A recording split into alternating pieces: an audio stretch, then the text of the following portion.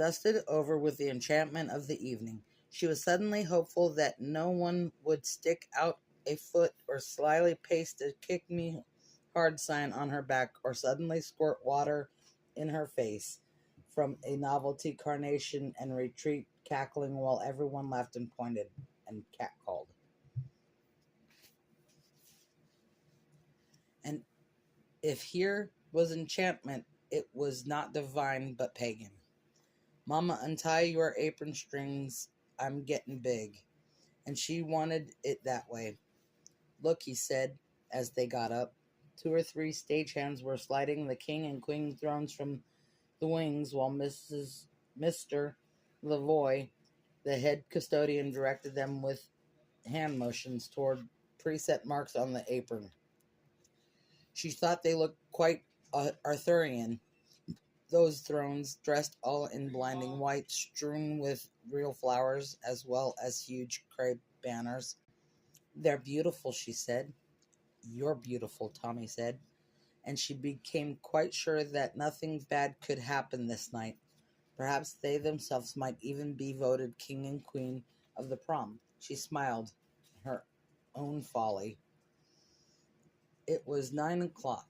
Carrie, a voice said hesitantly. She had been so wrapped up in watching the band and the dance floor and the other tables that she hadn't seen anyone coming at all. Tommy had gone to get them punch. She turned around and saw Miss Desjardins.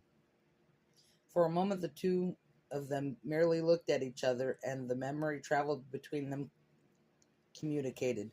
She saw me naked and screaming and bloody, without words or thought. It was in her eyes. Then Carrie said shyly, You look very pretty, Miss Desjardins. She did. She was dressed in a glimmering silver sheath, a perfect complement to her blonde hair, which was up. A simple pendant hung around her neck. She looked very young enough to be attending rather than chaperoning. Thank you, she hesitated, then put a gloved hand on Carrie's arm. You are beautiful, she said, and each word carried a peculiar emphasis.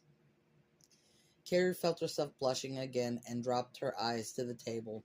It's awfully nice of you to say so. I know I'm not really, but thank you anyway. It's true, Desjardins said.